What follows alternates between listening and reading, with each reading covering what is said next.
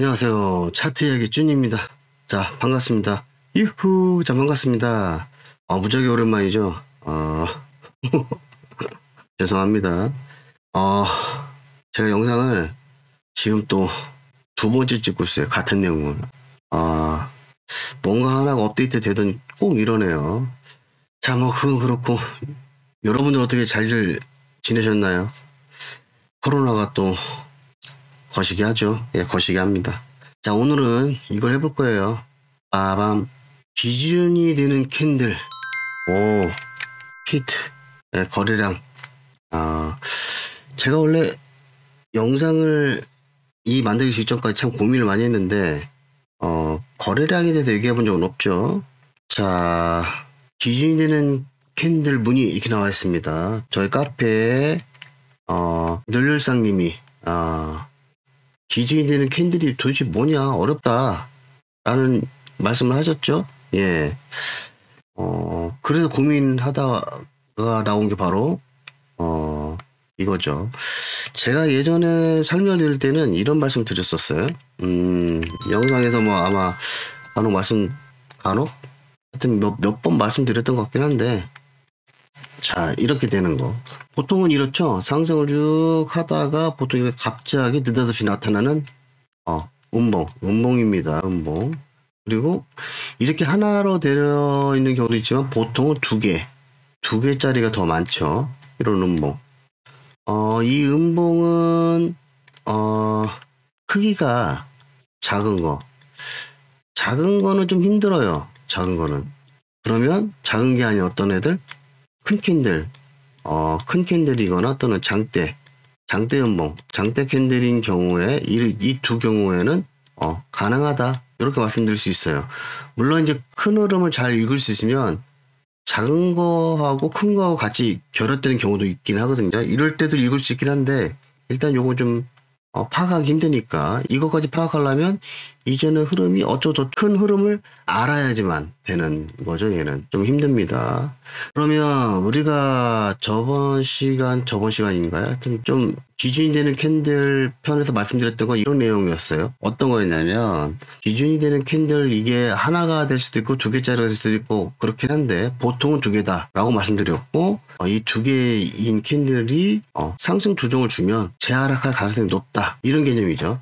상승 조정을 주면 재하락할 가능성이 높은 건데 이 재하락한다라는 게 어디까지 갈 것이냐 뭐 전저점까지 갈 것이냐 뭐 이런 내용이 아닙니다. 일단 조정을 좀 많이 준다라는 얘기예요. 근데 만약에 이렇게 되지 않는다면 일단 강하게 상승을 해야 된다라는 말씀을 드렸었죠. 강하게 상승한다라는 건 어쨌든 기준이 되는 캔들의 고가는 넘어서야 된다 이런 거예요. 그래서 거의 곧바로 올라와야 된다 뭐 이런 얘기죠. 바로 올라와야 돼요.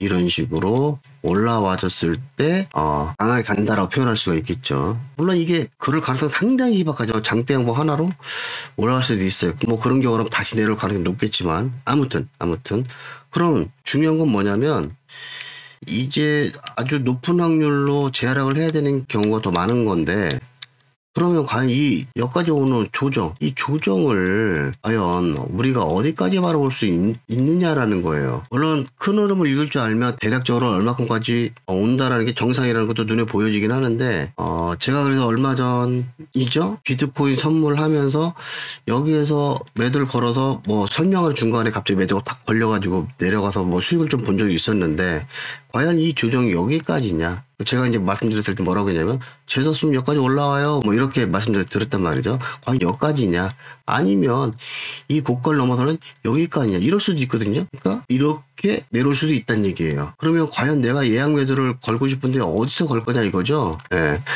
매수는 반대로 생각하시면 됩니다. 아무튼 이 조정이 어디까지 올 것이냐를 판단하기 위해서는 큰 흐름을 잘 그을 수 있으면 좋지만 그게 아니라고 하면 뭘 보면 된다? 예, 제가 보니까 거래량을 파악하면 조금 더 수월하지 않을까라고 생각이 듭니다. 저는 원래 거래량을 보는 사람은 아니었죠. 왜 거래량을 보지 않았는지는 이따 차트를 보면서 말씀을 좀 드릴 거고요.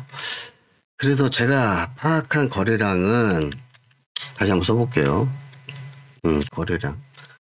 거래량은 말 그대로 시장에서 거래가 되는 수량을 얘기를 합니다.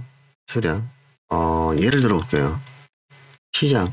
이제 시장에는 우리가 가면 그 사과를 판매한다고 말씀을 드려볼게요. 사과. A라는 사장님이 사과 한 개를 개당 1,000원에 판매를 하려고 하시는 거예요. 자, 이제 거래량에 대해 개념을 아시는 분들은 좀 건너뛰기 하시면 될 것 같고, 제가 이제 초보자분들 위해서 좀 더 설명을 드리자면, 그런데 저는요, 사과 한 개에 1,000원이 적정 가격이라 생각을 하는 거예요. 그럼 어떻게 할까요? 1,000원이라는 돈을 주고 A라는 사장님한테 사과를 사겠죠. 예. 이랬을 때 사과 한 개에 대한 1,000원에 대한 가격에 대해서 뭐가 이루어졌나요? 예, 거래가 이루어졌죠. 이랬을 때는 이 거래가 수량으로 나타나면 1 이렇게 나타내는 걸로 알고 있어요. 자, 그런데 저 말고도 사과를 살 사람들이 생긴 거예요. 뭐 B, C, D 이런 사람들이 사과를 사고 싶은 거예요. 그랬더니 사과가 지금 한 개밖에 없다라고 가정을 하면 1,100원, 1,200원 이렇게 가격이 올라가겠죠. 근데 저는 한 개에 1,000원이 적정가라고 생각을 하기 때문에 1,200원은 비싸다라고 생각을 하는 거예요. 그래서 그렇게 생각을 하고 있는데 B나 C도 같은 생각을 하고 있는 거예요. 근데 D는 1,200원이라도 괜찮은 가격대라 생각을 해서 이 사람도 1,200원에 만약에 사과를 샀다라고 치면 이때는 사과 하나니까 이때도 수량은 한 개라는 거죠. 한 개. 그러면 거래가 1 또는 거래가 100이 될 수도 있잖아요. 그럼 이런 경우겠죠. 판매자인 A뿐만 아니라 E, F 이런 사람들이 이제 수확이 잘 돼서 농사가 잘 된 거죠. 사과 농사가 잘 돼서 이 사람들이 100개씩 갖고 있다고 쳐볼게요. 100개씩. 그러면 시장에서 실제로 돌고 있는 사과 개수는 몇 개? 201개가 되겠죠. 201개. 201개에 따라서 G라는 사람이 300개의 사과를 사고 싶은 거예요. 물론 가격이 적정 가격이 돼서 1,000원이라고 해볼게요. 나는 1,000원이란 가격 되게 또 마음에 들고 수량도 300개 사고 싶어 라고 가정을 해볼게요. 그러면은 E나 F나 A 있는 사과를 다 산다라고 하는 거죠. 이 사람이. 그렇다고 하면 실질적인 수량은 300개가 되지 않기 때문에 201이라는 거래량이 발생을 한 겁니다. 이렇게 생각하시는 게 맞을 것 같아요. 어쨌든 어떤 논리? 예, 수급의 논리에 따라서 사려고 하는 사람들, 팔려고 하는 사람들이 각각 이 가격이 또 내려갈 수도 있겠죠. 900원으로 떨어질 수도 있고 이런 어떤 가격이 형성된다. 어쨌든 이 수급의 논리에 의해서 실제로 거래가 된 게 201개가 될 수도 있고 100개가 될 수도 있고 이거에 따라서 거래량이 올라가기도 하고 떨어지기도 하고 이렇겠죠. 저는 이제 거래량을 이렇게 파악을 했습니다. 맞는지 모르겠어요. 제가 아는 거래량은 이렇다라는 거죠. 자, 그랬을 때 과연 조정이 어디까지 올 것이냐를 우리가 차트를 보면서 한번 얘기해 보도록 할게요. 빠밤. 자, 오랜만에 보죠. 자, 이번 차트는 해외 선물이고 골드 차트입니다. 60분봉이니까 1시간봉 차트죠. 1시간봉 차트예요. 자, 제가 이제 보시면 아시겠지만 제가 이제 바꿔놨는데 처음에 제가 봤을 때는 이거였단 말이죠.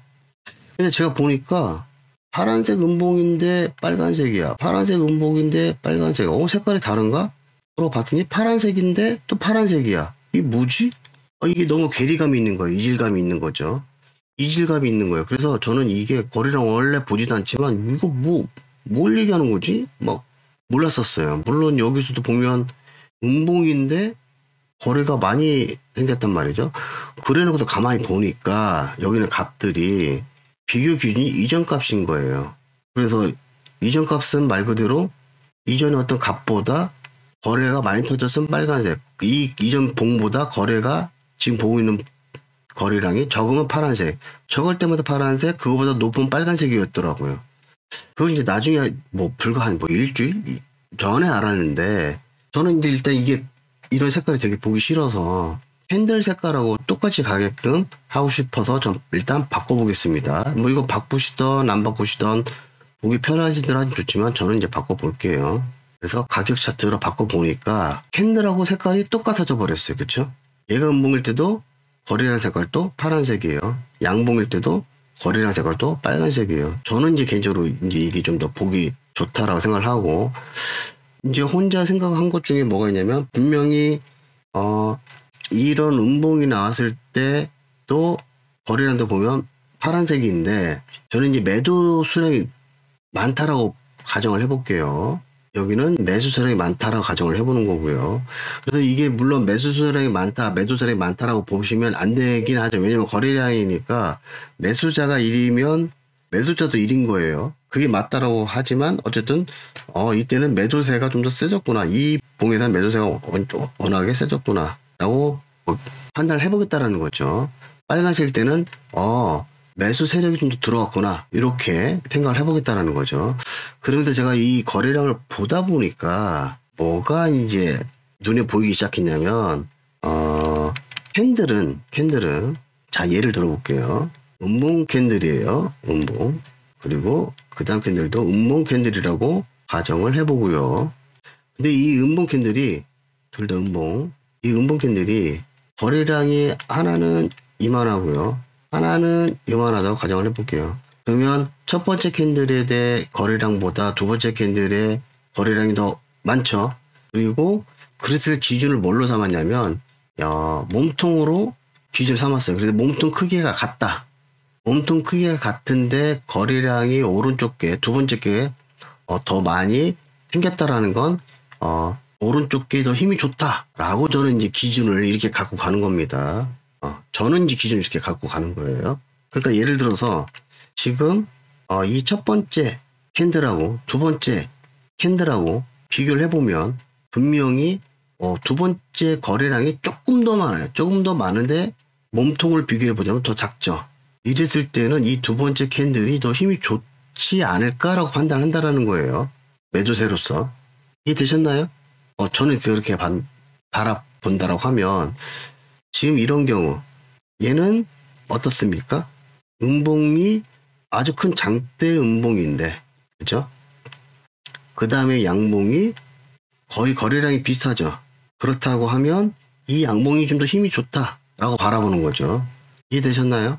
그럼에도 불구하고 힘이 더 좋다라고 생각함에도 불구하고 얘를 이겨내지 못했죠.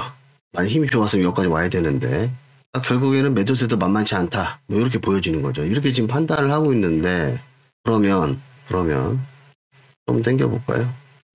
이런 경우 이제 이렇게 좀 해석할 수 있겠죠. 지금 이제 좀 넘겨보다 보니까 나온 건데, 이 음봉은 굉장히 힘이 좋죠. 양봉과 비교하기는 좀 힘들지만, 그 다음 음봉은 거래량이 첫 번째 음봉에 비해서 한 3분의 1 정도밖에 안 나왔어요. 그 다음은 거래량이 좀 작지만 비슷하지만 이 음봉보다는 이 음봉이 좀 더 크죠. 그렇다는 얘기는 이 두 번째 음봉, 이 사이에 낀 이 두 번째 음봉이 매도세의 힘이 더 좋다. 그러니까 보통은 음봉 두 개로 내려서 기준이 되는 캔들이 있지만, 지금 같은 경우는 좀 세 개로 나눠져 있는데, 두 번째 게 좀 더 음봉이 작지만 힘이 좀 더 좋기 때문에 첫 번째까지는 왔다가 가지만 두 번째는 근처도 못 가고 가죠. 첫 번째는 아예 엄두도 못 냈죠. 이렇게 바라보는 게 기준이 되는 캔들을 좀 구별할 수 있는 눈을 좀 키울 수 있지 않나, 이런 생각이 좀 들어가는 거죠. 기준이 되는 캔들이 만약에 올라온다면, 올라오진 못했는데, 이런 거 보면 좀 알 수 있겠네요. 자, 보시면, 하나 더 보시면, 여기 기준이 되는 캔들이 두 번째가 힘이 월등히 더 좋아요. 보시면 아시겠지만. 그래서 보통 제가 그러죠. 두 번째 캔들에 센터 또는 시가까지 왔다 가야 된다는데, 얘는 센터도 거의 센터 근처 또 못 왔다가 일단 내려갔는데 다시 올라오죠.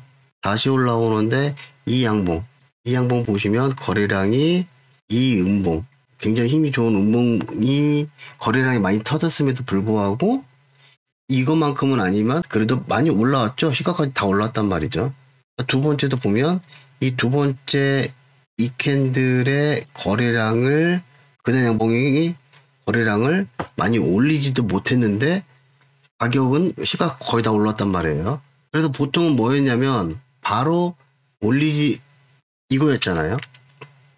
음봉 두 개가 내려왔어. 내려오고 또 하나 내려왔을 때 조정을 주면 거의 바로 올라와야 돼요. 거의 바로 올라와서 이거를 돌파를 하고도 좀 더 가야 되는 게 맞아요. 좀 더 가야 되는 게 맞는데 지금 해석을 좀 해보면 어떠냐면 이 음봉 나오고 그 다음 음봉 나온 게 힘이 좋지 못하다 보니까 하락 조정을 주고 그 다음에 좀 올라갔다가 별로 가지 못하는 상황이 연출된 거죠. 그러니까 만약에 거래량이 이걸 넘어섰다면 더 쭉쭉 갔을 가능성이 높지 않냐 뭐 이렇게 보여진다는 거죠. 그리고 개인적으로 지금 제가 말씀드렸던 매매법에서 거래량만 좀 더 볼 줄 안다면 지금 매매법에서 거래량 볼 줄 안다면 저는 개인적으로 날개를 단 거나 마찬가지다 이렇게 보여집니다. 자, 그래서 지금 매매법에 조금 더 뭔가 탄력을 좀 더 받을 수도 있을 것 같다는 생각이 들기도 하고 제가 이제 그 파동 매매법 매도편보다 매수편을 좀 잘 바라보시라고 말씀드렸었는데 거기서도 기억나는 게 이런 거 있잖아요. 기억나시면 좋겠는데 이게 전저점을 만들고 돌파를 하게 되면 이 전고점을 돌파할 가능성이 높다. 그랬을 때 매수를 하시면 기준이 되는 게 뭐였냐면 큰 양봉이 나오면 매수해볼 만하다. 이렇게 말씀드렸단 말이죠. 그래야 재수없어 봐야 본전한다. 이런 내용이었는데 제가 이걸 확인해 본 건 아닙니다. 확인해 본 건 아니지만 이 양봉이 났을 때 거래량이 어떤지를 보면 어떨 것 같다? 저는 개인적으로 신뢰성이 올라간다 라고 보는 거죠. 신뢰성이 올라간다라는 건 매수를 해놓고도 신뢰성이 파동 매매법상도 신뢰성이 높은데 이런 거래량까지 확인하면 신뢰성이 더 올라간다. 그런 매수를 해놓고도 마음이 더 편해질 수 있다. 저는 이렇게 바라보는 거죠. 이렇게. 아무튼 뭐 거래량이 분명히 좀 도움이 되는 건 사실인 것 같습니다. 제가 보기에는. 아까도 말씀드렸지만 뭔가 좀 새로운 매매법이 좀 탄생을 할 수도 있을 수도 있겠다 뭐 이런 생각이 좀 들기도 하고요. 그동안 제가 이제 거래량을 굉장히 한 10년 이상 관가하고 바라보고 있었는데 비트코인 선물을 매매를 하면서 호가창도 보이고 체결되는 것도 보이고 막 이렇잖아요. 거래량도 보였고. 개인적으로 호가창 매매를 하는 방법은 모릅니다. 방법은 아는데 일단 뭐 그거는 뭐 저건 너무 맞지 않아서 못할 것 같고요. 아무튼 거래량을 잘만 이용하면 매매하는 게 좀 더 편리할 수도 있겠다라는 생각은 분명히 들어가고요. 그리고 뭐 제가 분명히 저는 눈으로 뭔가를 확인을 했는데 아직 이거를 정립하지는 못했어요. 머릿속에 있는데 이 거래량을 보다 보니까 정립은 아직 덜 돼서 여러분들한테 매매법을 말씀드리긴 좀 그래요. 좀 그래서 뭐 정립이 되면 말씀드려 볼 수 있을 것 같기도 하고요. 지금은 저도 머릿속이 좀 복잡해서 잘 모르겠습니다. 하여튼 뭐 잘 됐으면 좋겠다는 생각을 좀 하고 있고요. 자, 오늘은 영상 여기까지 하겠습니다. 매매하신 모든 분들이 장구가 빵빵해지는 그날까지 이 영상은 계속됩니다. 감사합니다. 사랑합니다.